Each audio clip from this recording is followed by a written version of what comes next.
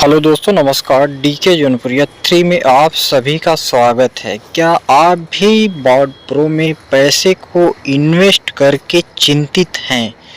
यहाँ पे देखिए, सभी लोग एकजुट होकर, जितने भी इन्वेस्टर हैं और जो भी नेटवर्क मार्केटिंग करके दूसरों का पैसा भी इन्वेस्ट कराया है, काफ़ी वो लोग भी यहाँ पे चिंतित दिखाई दे रहे हैं। और सभी लोगों का यही कोशिश है कि सभी का पेमेंट कैसे बहाल हो और निकले। यहाँ पे देखिए, ये लोग अपने में चर्चा कर रहे हैं। क्या आपका भी पेमेंट इसी तरीके से फंसा हुआ है? क्या आप भी इसी तरीके से पेमेंट अपना लेना चाह रहे हैं या दूसरों की मदद लेना चाह रहे हैं? यहाँ पे देखिए, ये लोग किस तरीके से आपस में चर्चाएं कर रहे हैं। तो अंत तक जरूर बने रहिए इस वीडियो में। प्लेटफॉर्म चेंज हो रहा है। देखिए किस तरह से बोल रहे हैं कि कितना ये लोग अपना पेमेंट इन्वेस्ट किया है। किसी का 1 करोड़ हुआ है, तो किसी का 1 लाख, तो किसी का 10,000, तो किसी का 8,000। इस तरीके से एक दूसरे को इन्होंने जोड़कर पेमेंट को इन्वेस्ट कराया है और खुद किया हुआ है, और काफ़ी चिंतित भी दिखाई दे रहे हैं। आप लोग इनके माध्यम से सुन सकते हैं कि ये कितना पेमेंट इन्वेस्ट किए हुए हैं। लविश चौधरी और उनके जो भी टॉप लीडर्स हैं उनके ऊपर, तो इनसे जो भी लीगल सलाह हम लोगों को और हेल्प चाहिए, तो मैं आसिफ जी से मिलने आया उसके लिए। तो मैं आसिफ जी से जो है वो क्वेश्चन करना चाहूँगा। सर, आप ये बताइए कि लोग इस टाइम बहुत परेशान हैं। आप देख रहे हैं कि इसके अंदर हर कोई परेशान है, तो आप इनकी जो है वो मदद करना चाहते हैं, तो कानूनी कार्रवाई कैसे करवाएंगे आप? देखिए, मैं आपको एक चीज बता देना चाहता हूँ। मैं इसमें केस में अभी कोई कार्रवाई नहीं कर रहा। मैं पिछले 3 सालों से इसमें कार्रवाई कर रहा हूँ। मैं 2023 से इसमें कार्रवाई कर रहा था। और मैं आपको एक चीज बता दूं, कार्रवाई करने का मकसद सिर्फ और सिर्फ ये था कि आज हजारों लोग हैं, कल लाखों होंगे और परसों करोड़ों होंगे। इसे रोका नहीं गया तो लोग बर्बाद हो जाएंगे। और ऐसा किया भी गया। जब मैंने कार्रवाई करनी शुरू की, उस वक्त 3,000 करोड़ रुपए का यह घोटाला था जो मैंने रिटर्न में दिया था। बढ़ते बढ़ते बढ़ते बढ़ते 2025 जनवरी आते हुए, फरवरी आते हुए ये 50,000 करोड़ रुपए का घोटाला बन गया था। और जो उस वक्त में 5-7 हजार लोग थे, आज 1 लाख से ज्यादा लोग इस कंपनी से जुड़े हुए थे। अब आप ये सोचिए, जो 3 साल नहीं, 1 करोड़ नहीं थे, सिर्फ 1 लाख लोग मैक्सिमम। नहीं सर, मैं आपसे यहाँ पे काउंटर क्वेश्चन करूंगा। आप कह रहे हैं 1 लाख, लेकिन मैं भी इसका एक विक्टिम हूँ। हमारे पास जो डाटा है, डाटा पे बात करते हैं ना। गलत बात कर रहे हैं आप। डाटा नहीं है। डाटा आपको जो दिखाया जा रहा है वो मैनिपुलेटेड होता है। देखिए क्या है, आप लोगों के पास एक वेबसाइट है, वो वेबसाइट का डाटा है। वेबसाइट मैंने बनाई, मैं उसमें 1 लाख लिख दूं, 1 करोड़ लिख दूं, वो मेरा काम है। मैं एक पर्सनली इंटरनेट पर क्या होता है, वेबसाइट के लिए एक डोमेन खरीद के मैं अपने आप को बादशाह लिखूं, तो कोई बादशाह माने या ना माने, मैंने लिख दिया। वो मानना ना मानना आपका काम है।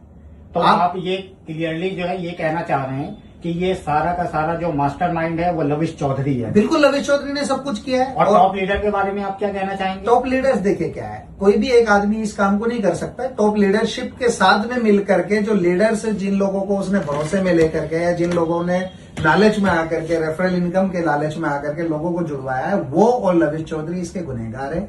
हजारों करोड़ रुपए लोगों का, जनता का लेकर के वो भागे हैं। और उन लोगों को आज की डेट में, आप सब लोग पिछले 1-1.5 सालों से जो इंतजार कर रहे हो, अब आप लोगों को इंतजार छोड़ करके उन लोगों के खिलाफ कार्रवाई करनी चाहिए। आप लोगों को उन्हें सजा दिलाने के लिए ज्यादा से ज्यादा लोगों को सामने आना चाहिए।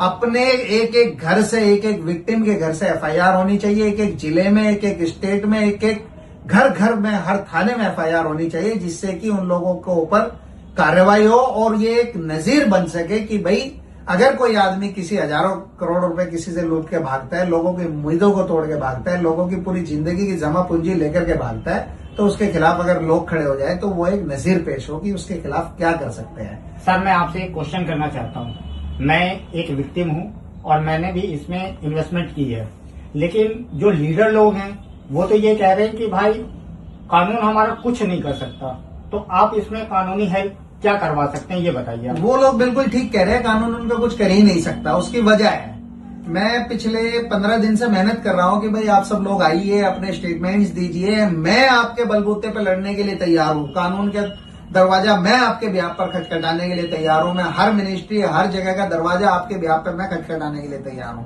आप लोग निकल करके आइए, तब नहीं निकल के आ रहे लोग तो भला उन लोगों का कौन क्या बिगाड़ेगा। अभी मैं 10 से 12 लोगों का एफिडेविट लाया हूँ आपको। नाम लीजिए। तो मेरे टॉप लीडर्स जो भी हैं, अभी मैं और कम से कम 30 से 40 लोग जिनसे मैं अभी कांटेक्ट करूंगा आज और कल में, तो उनको लेके आता हूं। तो मेरे टॉप लीडर्स के ऊपर मैं क्या करूं था कि अगर कोई मेरा जानने वाला, मैं जिसको 20 साल से जानता हूँ, 15 साल से जानता हूँ, उसपे भी तो मेरा फेथ है। अब वो आया, आने के बाद मैं अपनी बात बताता हूँ। मैंने 2,80,000 रुपए बैंक अकाउंट में डाले, इसका पूरा प्रूफ है मेरे पास। 7,20,000 रुपए मैंने कैश दिया, इसका कोई प्रूफ नहीं है मेरे पास। जो बंदा आया उसको मैं 19 साल से जानता हूँ। 19 साल एक लंबा अरसा होता है सर, आप समझ सकते हैं। एक हमारी पीढ़ी जो है वो जवान हो जाती है 19 साल में।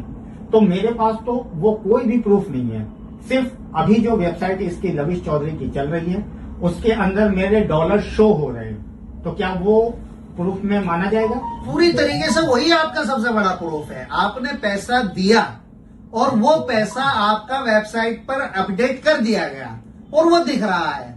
वो सबसे बड़ा प्रूफ है कि जी हाँ, मैंने पैसा दिया था और उसके बदले में इन्होंने सबके प्रैक्टिस यही थी, जैसे सब लोग पैसे देते थे उसमें दिखने लगता था, मेरा भी दिख रहा है। इसके अलावा आप लोगों के साथ एक चीज और है समस्या, ये क्या स्कीम जो होती है, ये MLM जो स्कीम होती है, मल्टी लेवल टास्क होती है। इसके अंदर क्या होता है, मैं अगर भरोसे में हूं तो मैं अपने लोगों को भी गुड फैथ में रहते हुए, भरोसे में रहते हुए लोगों को जोड़ लेता हूं। भरोसे की तो बात है ना, जहाँ पे हमारे ये बैठे हुए हैं और इन्होंने करोड़ों रुपए इसके अंदर लगा दिया। हम अगर हमारा कोई भी ऐसा बंदा आता है, हम उसको 100 रुपए नहीं दे सकते। करोड़ की बात तो बहुत दूर है। ये कितना बड़ा वो फेथ था जो हमारा तोड़ा गया है। आपका, मैं आपसे एक चीज सिर्फ कहना चाहूंगा, क्योंकि वीडियो बहुत लंबी बन चुकी है और मैं आपसे काउंटर क्वेश्चन करूं तो शायद नहीं पूरी रात खत्म कीजिए हो कीजिए, जाएगी। कोई नहीं कीजिए। नहीं, सिर्फ मैं आपसे मतलब- इतना कहना चाहता हूँ कि आप ये जो हम विक्टिम हैं, आप उनसे क्या अपील करना चाहते हैं? ये मेरा लास्ट क्वेश्चन है आपसे। देखिए, मेरी विक्टिम से सिर्फ एक ही अपील है, जितने लोगों का 1 रुपया भी अगर मारा गया है, किसी का 1,000 रुपए तो वो भी सामने आए, किसी के 10,000 रुपए तो वो भी सामने आए, किसी के 1,00,000 रुपए तो भी सामने आए, किसी के 1 करोड़ रुपए तो भी सामने आए। सब लोगों को सामने आना चाहिए, सब लोगों को कानूनी रास्ता अपनाना चाहिए। कम से कम उन लोगों को, दोषियों को सजा दिलाने के लिए मेहनत करनी चाहिए। और जिन लोगों का जो भी पैसा है वो सरकार को पता होना चाहिए कि इतना पैसा हमारे इंडिया से बाहर गया है और वो लविश चौधरी और उसके बड़े बड़े एजेंट्स ने पैसा लिया है। जैसे लविश चौधरी, उसके भाई है साजिद चौधरी, राशिद चौधरी, एक ये प्रीति, क्या नाम बताया, प्रीति कसाना है, और आपका सुरेंद्र कसाना हुआ, आपका पंकज हुआ, हिमांशु हुआ, MD रजा हुआ, और आपके ऐसे नीलेश पाठक हुआ। ये करोड़ों करोड़ों रुपए की संपत्तियां बना करके, ओम प्रकाश जी हुए, ये करोड़ों रुपए की संपत्तियां कमा के बैठे हुए।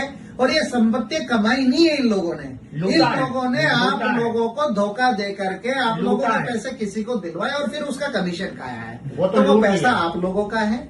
आप लोगों को उसे निकलवाने के लिए सरकार से गुहार लगानी चाहिए कि जी हमारा इतना पैसा जा चुका है, हमारा पैसा वापस ला के दीजिए, हमारा पैसा रिकवर करके दीजिए। और कानून इसका रास्ता बताता है।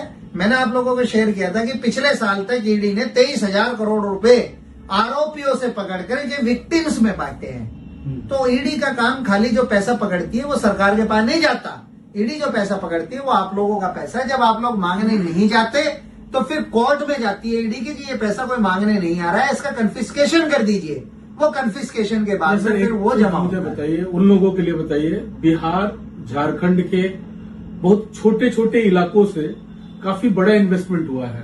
कम से कम 20,000 विक्टिम होंगे जो गांव के रहने वाले हैं। बिहार, औरंगाबाद, गया, डिहरी, सासाराम, झारखंड में बोकारो, धनबाद, रांची, और वो विक्टिम्स डरे हुए हैं कि अगर हम निकलते हैं तो हमारे ऊपर कार्रवाई नहीं हो। तो अगर ऐसे लोग आगे आते हैं और हमसे या हमारी किसी टीम मेंबर से कांटेक्ट करते हैं तो उसको हम कैसे हेल्प कर सकेंगे? देखिए, हम लोग हर स्टेट में अपनी एक टीम बना रहे हैं और उस टीम की जिम्मेदारी होगी उस स्टेट के अंदर FIR रजिस्टर कराने की। देखिए क्या होता है, कोई भी जुर्म किसी ने भी किया होता है तो सबसे पहला स्टेप उसमें एफआईआर कराने का होता है, फर्स्ट इंफॉर्मेशन रिपोर्ट, कि भाई हमने कानून को बता दिया, पुलिस को बता दिया कि भाई इसमें एफआईआर करो, ये हमारे साथ जुर्म हो गया है। उसके बाद एजेंसीज का काम है, हम लोग पूरे इंडिया से एक एक विक्टिम की बात एजेंसीज तक पहुंचाने का काम करेंगे। हर स्टेट से जहां से भी आपके पास कोई अप्रोच करता है, हम अपने स्टेट, हर स्टेट का ग्रुप बनाया हुआ है हम लोगों ने, उस स्टेट में उन्हें जुड़वाइए, हम आपको लिंक शेयर करेंगे और उसके बाद उन लोगों को सामने आने के लिए बोलिए। अगर वो एफआईआर करवाना चाहते हैं अपनी टीमों के साथ में मिलकर, हम खड़े हुए हैं उनके साथ में, छोटा सा और एफआईआर होगी और कार्रवाई होने के बाद आप सब लोगों का पैसा जरूर मिलेगा, ये गारंटी है मेरी। और ये गारंटी मैं नहीं ले रहा, मेरे इंडिया का कानून मुझे ये गारंटी दे रहा है कि पैसा वापस आ सकता है, तो मैं इस चीज की गारंटी ले रहा हूँ। सर, इसमें मैं एक छोटा सा क्वेश्चन आपसे करना चाहता हूँ। इन लोगों ने, जितने भी लोग हैं ये, जिन्होंने भी अपना इन्वेस्टमेंट किया, ये हम सब ने तो आईएनआर में दिया। इस आईएनआर को डॉलर में कन्वर्ट करवाना, क्या ये क्रिमिनल ऑफेंस में आता है या नहीं आता है? पहली बात तो मैं आपकी एक गलतफहमी दूर कर दूं, ये जो आपने पैसा दिया आईएनआर में दिया और डॉलर में दिया, ये डॉलर थे कहां? आप लोगों को सिर्फ और सिर्फ बेवकूफ बनाने का काम किया गया कि आपका पैसा डॉलर में कन्वर्ट कर दिया गया। तो ये डिजिट मेरे भाई एक बात आप बताइए, 80 रुपए में कहाँ डॉलर आता था? आप ये कहना चाहते हैं कि ये डिजिट है? डिजिट भी है। और मैं आपको एक चीज बता दूं, वेबसाइट खोल करके उस पर मैं लिख दूं कि $1000 आपके अकाउंट में डाल दिए मैंने,